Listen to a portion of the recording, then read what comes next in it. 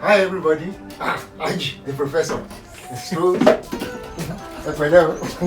and this is his regular seat.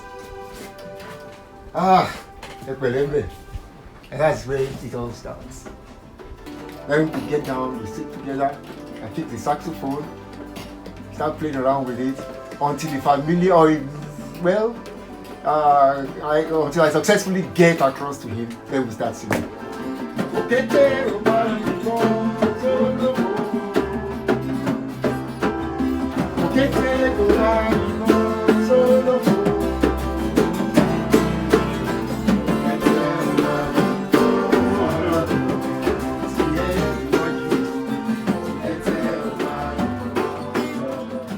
I met Uncle Tunji in the late 60s. We had formed a schoolboy band while I was in primary school.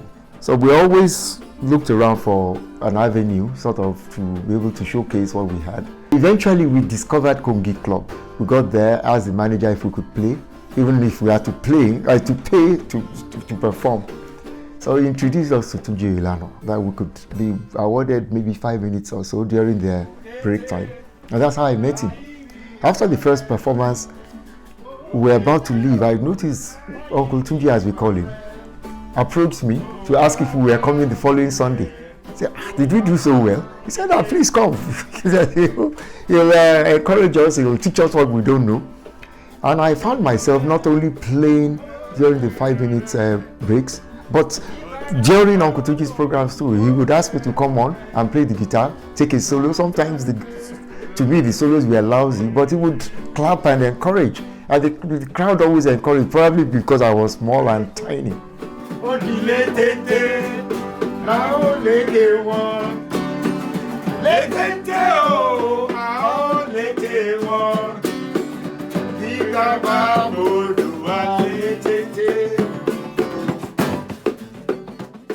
Tunji has composed virtually at least 50% of all the plays I use in the songs I use in my plays. We work together very, very, very well. So that kind of music is not what you call commercial music. In the 70s, when I was in the university, we used to listen to his music. Popular music like Lawal, Oleku. It moved you. You had to go to Cocodome to spend a lot of money to listen to music and enjoy yourself. And when there's no more money, you resort to Guguru Perere. So Papa is a genius.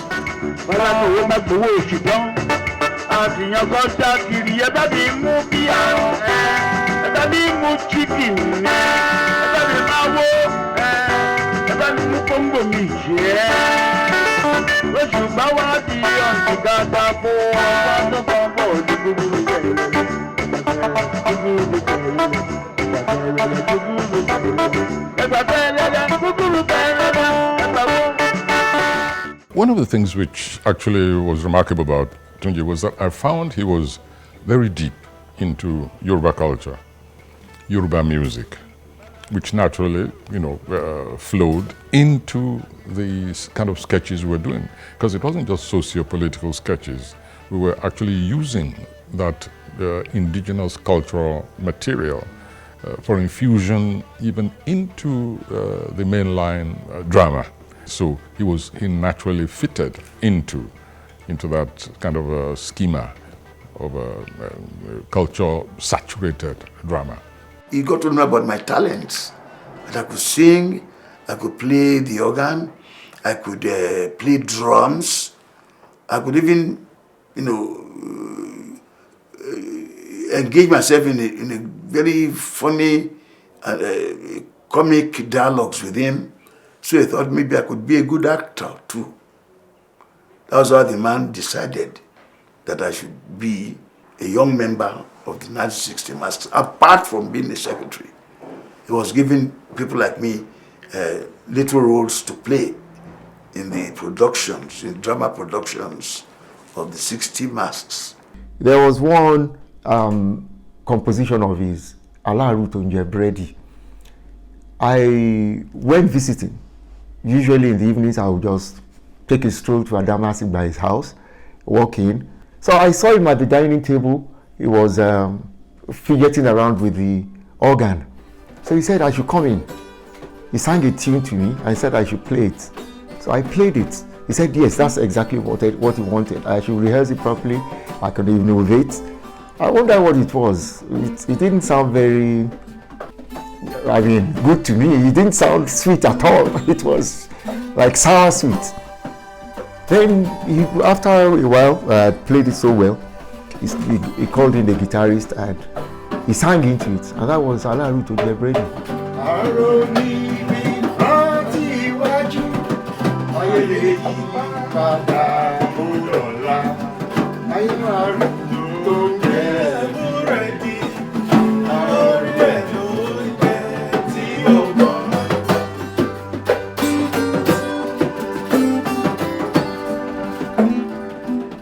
Nigeria is well talented.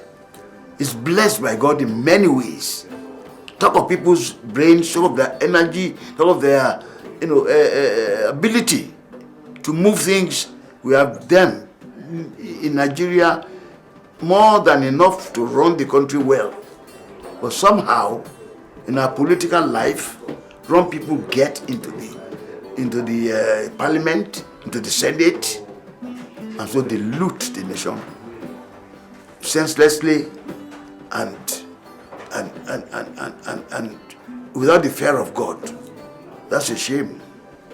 I pray that there'll be a time when the younger Nigerians will know what to do with their country.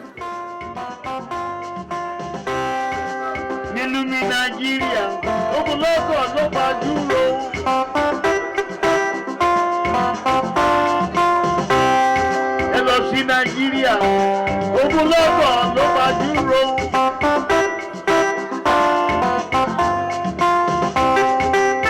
Bó ti lọ yìí, ogun mi sọ́rí. Bó ti lọ yìí, ogun mi sọ́rí. Agbádùn nílẹ̀ wa rí o, ìyẹn ti di ìjànà àpapọ̀ bá wọlá Olúwa o. I was fortunate to be one of those who was present when MK was established. That was 2003. And since then, I've been a kind of a permanent fixture in this restaurant. And he has been like a father to me. Personally, he has encouraged me. He's someone that is so warm, and all the qualities that you'll be looking at on TV in Nigeria, everything came out to bear. Doesn't treat me like a worker. I won't say it treats me like a son. Sometimes I would say it treats me like a friend, a colleague or a brother. Because the way he talks to me, you wouldn't expect an adult to talk to you like that. He's a truly Yoruba leader. He believes in our culture, and all can be seen in his character.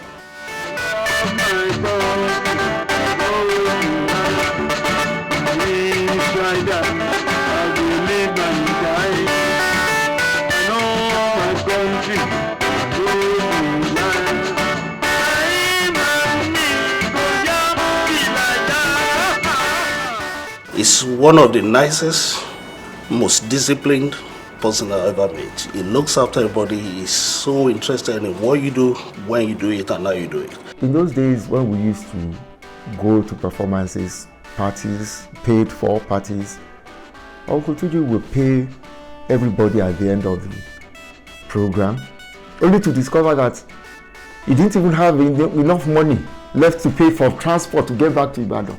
He will now call me back to the end that, Angela, she money 500 naira, yellow capital transport.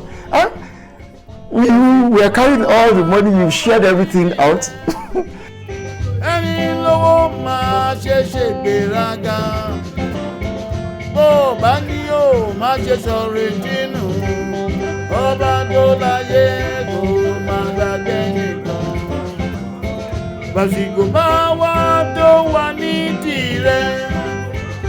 I remember he would drive to my house in Okeado and sit down there for hours. At about 1 o'clock, he would drive off and bring this slim, tall young lady. I said, well, that's my wife. And they would usually come to my house, and she was such a nice person with him. She kind of understood him on the spot. I'm talking about Kike Lomo, his current wife, personal nurse, and mother. I was a student in UI, and then one day a cousin of mine sent me to the senior staff club to deliver a message for somebody. And when I got there, the person I was sent to wasn't there.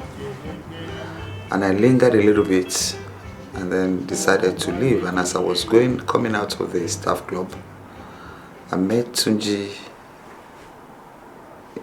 with some of his friends. I think he was just coming from a performance.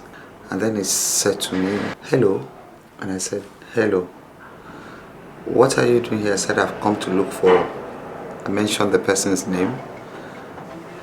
And he said, oh, did you find him? I said, no. I said, where are you going? I was a bit taken aback. I've never met this man. How come he's questioning me? And then he said, I would like to see you again. I just ignored him. And he said, I'm going to marry you. I said, well, in my mind, I just laughed. I said, he's a theater person, so I'm not bothered. And I said, oh yeah, thank you. And I left. That was our first encounter. And I kept playing in my mind, what kind of person is this? You're seeing somebody for the first time, you don't know the person, and I say, I am going to marry you. Hey boys,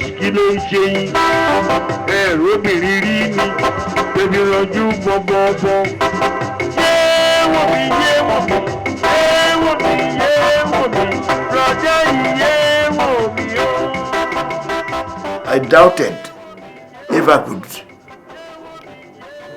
win her hand in marriage at the beginning because she was finishing at the university, and if I allowed her to leave that year for any other part of the world, I probably would have lost her. I thank God that I was not misled by what I heard people saying about him then. And I don't call him my husband, I call him my friend. He's the only confidant that I've got. I have never looked back one single day to say, why did I marry this man? A man like him is very, very rare to come by as a friend, as a father, as a human being. Because what you see in Tunji is what you get. I'm happy that I am married to a woman who has supported me in my life for 41 years now. And she's given back to very good children, and they've done very well. And she herself has been very enterprising and very, very supportive of my arts. We didn't plan to stay in this country. I came for a holiday, and by sheer coincidence, he was in Leeds, so we were going from Leeds, we'll come to London, we'll go and see him. And when he was eventually recognized and they wanted to kill him, I was 5 months pregnant then, and he said to me, Kike, I am going home The prison is not meant for goats. All they would do is put me in prison. And then at the end of the day, we will know we are fighting for my kids and for you to have a better Nigeria. Some very God-fearing people called in them, you have been recognized, don't try and come to Nigeria. And that's how I got out of Britain when my wife was 5 months pregnant. I was sent out here, she was pregnant. And I went around the world because I had to move. Each time my visa was about to expire, I had to move from one country to another. So I went almost around the world. She was not here when I had the baby. The baby was 8 months old. Before that means for over a year, we did not see, we only communicate on the phone. It was hard. But thank God, the baby is now in her final year at the university. Can you imagine that? So this place, Salam has given me some benefits. And we have settled here for so many years now. We Yorubas, we talk very much about our culture. We are very proud of it. But what do we do to sustain the people who produce this culture? We don't do anything. How can somebody like Tunji should be here? Should be here as an icon, celebrated and giving example to those coming, after him. But all over, you look at it, it's not just Tunji, I mean, look at Akewu Mishola before he died, Faliti, what did he do for them? And yet we say culture is this, but we have nothing, no national thing to help these people. We should care for them, we should. How can, it's intolerable, I mean, that somebody like Tunji has to live in exile and probably going to die there, We are not careful. I mean, I'm really I'm happy about this.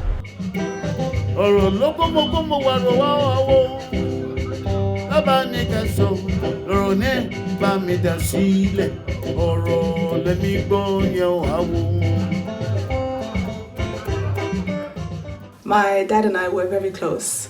He often calls me Abeni and I call him my Junji. That's because I look just like his mom, and since I was little, he's called me mommy. One of the biggest lessons I learned from my dad was that there is nothing I can't achieve. If I ever spoke to him about an aspiration or something I wanted to do, he never told me it was too big or too difficult. And whenever I made mistakes, he would tell me it was either the examiner's fault or somebody else's fault, but that I was greater than that. And that's really given me the confidence that I have today to excel and aim for things higher than what most people would at times. He's also very funny. We spend a lot of time laughing. He makes fun of me often, and I make fun of him too. My favorite or earliest memory about my dad is when he used to take me to his shows. And he'd sit me at the back of the stage. And when he's performing, he'll come and ask me, what song should I play? And I really liked it when he played Agbalode, even though I was too small to understand it. To see how people reacted when that song came on, it was amazing. As a child, to see Awon Agbalagba jump like that, make noise, was something it left a permanent impression on me as a child.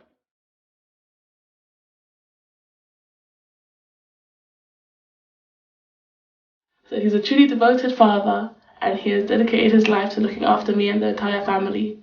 My earliest memories are of him taking me to school, washing me, feeding me, doing everything in his capability to make sure that I had the best childhood possible. I remember we used to sing nursery rhymes together, and he's the reason that I have such a knack for music.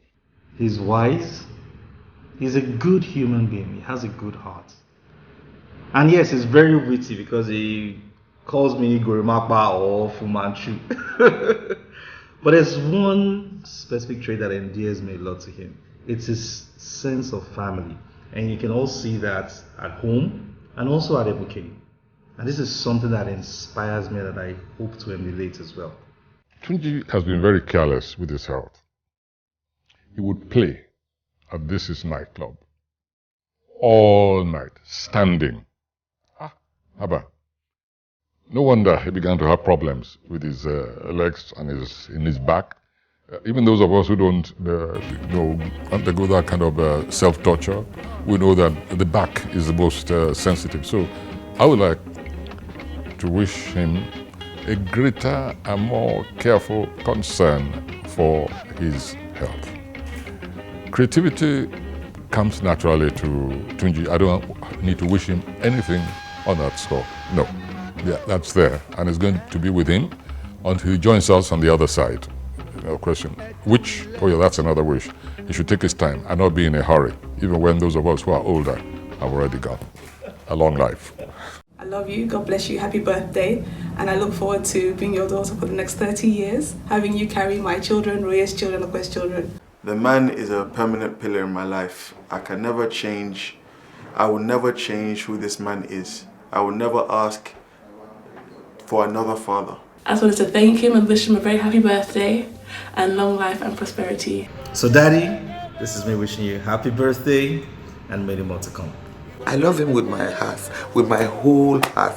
If it is possible, if there's reincarnation, if they give birth to me and I look around and I cannot recognize Tunji, I would rather die and go back.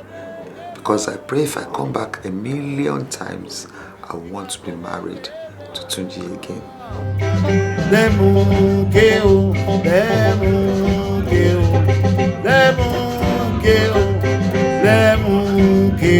Àwọn olóríire ló ń wọbẹ̀, àwọn tí inú ẹ̀mọ́ ló ń wọbẹ̀, àwọn tó lúwa kòkún ló ń wọbẹ̀, àwọn tó rí ẹ̀gbẹ́ ló ń wọbẹ̀.